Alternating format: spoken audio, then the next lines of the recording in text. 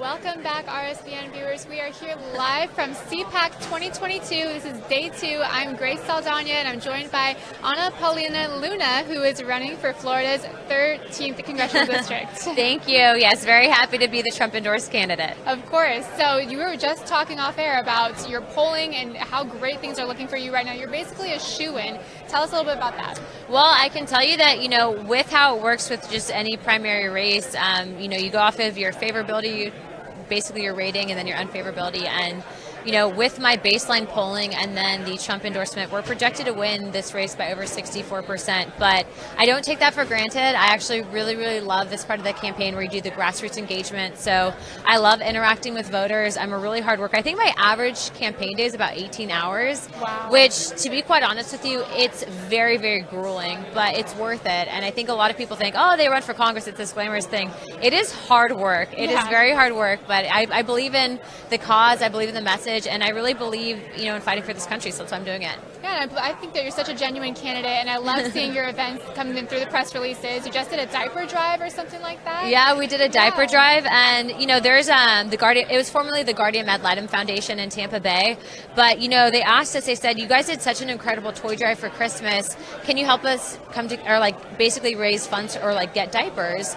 And I didn't think about it, but diapers are actually, for those of you who have kids, are really expensive. And a lot of these foster parents, when they're first getting kids out of the foster care system or from Child Protective Services, it can be a lot. So we actually ended up filling my husband's truck with a ton of diapers, and it was a really big success. So we're very happy about that. And with inflation, it's got to be even higher right now. And everything's going up. Inflation, the supply chain crisis, everything is just worsening under this administration. So yeah, Ukraine doesn't help.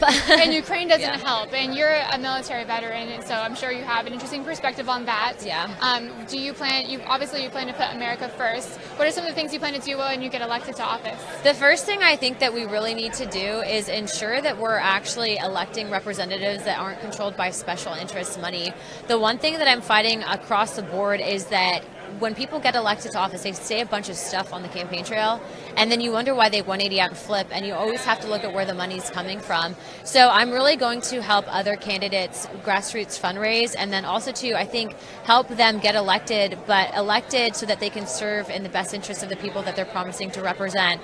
I'm really big on the Second Amendment. I really want to help to repeal Roe v. Wade.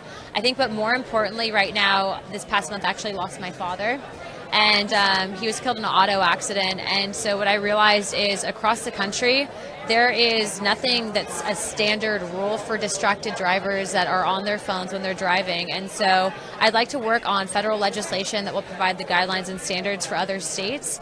And I know that's probably something a lot of people don't typically tend to talk about or think about, but there are a lot of people that are hurt every year because of people that aren't paying attention in driving. And so I think we need to fix that legislation. Absolutely, and Florida is leading the nation on a lot of issues right now, and you will become one of those people leading the pack. So it's so important that we, enforce these America First policies and everything like that. So what is the next step in your campaign? Your primary is in August, so what are you working towards now? I think the biggest thing that we're working towards is we're really just waiting to see what the new maps look like, right? Governor DeSantis has weighed in on the redistricting, and so we're waiting to see what that looks like. But really, I think it's about educating and getting more voters involved. Obviously, with what happened in 2020, a lot of people are upset with the Republican Party, and I think rightfully so. But we need those people to vote in primaries, because a primary election is one of the most important times to be engaged, because you're deciding who the candidate is going to be to go up against the Democrat that will ultimately take the seat. And as you know, Florida 13 is an open seat, and we're hearing it's potentially going to be one of the top targeted seats to take back the House. And so this is a really big deal. So I need people to get involved at every single local level. There's been far too much corruption. It's not just at the top level in DC. It's about people that get elected to office that basically want all the power and control, and we have to fight that. So America First messaging is key. I take money from people, not special interests. I believe in I'm pro-life, pro-God, pro-gun, anti-communist, and I can tell you that one of the biggest things that we're going to see moving forward is, will you have representatives that are going to stand up for the American people? Because as you know, inflation's not going away, and with what happened in Russia, now China looking to go into Taiwan, I think it's only going to continue to get worse. Absolutely, and another thing that you are is anti-big tech. Yes, I very much so am. If you want to just elaborate, I mean, Sure. Last cycle, I was actually one of a few candidates across the country that was actually outwardly suppressed by Twitter.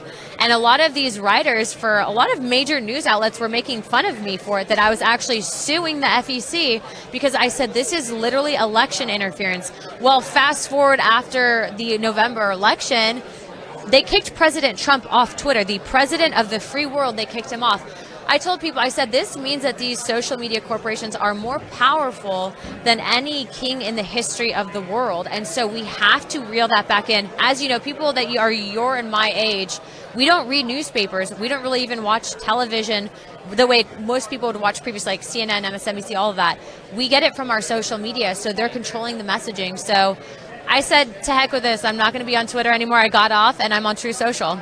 Where can they find you on True Social? At Real Anna Paulina. I'm on every single platform except for Twitter. and I love that, because I think more people need to learn to live with a little inconvenience in their lives if it means standing up for what they believe in. Exactly. Exactly. We're not going to, stick it to Twitter if everyone's still on it. And so I've told my following, I'm not going to be on a platform that doesn't even allow for engagement and exchange of ideas. That's completely against everything this country stands for. They're dividing the country, if not more, than any other platform. So why would I give them my audience? I'm not. So I'm enjoying True Social, and this is not a paid infomercial. It really is good. Join it.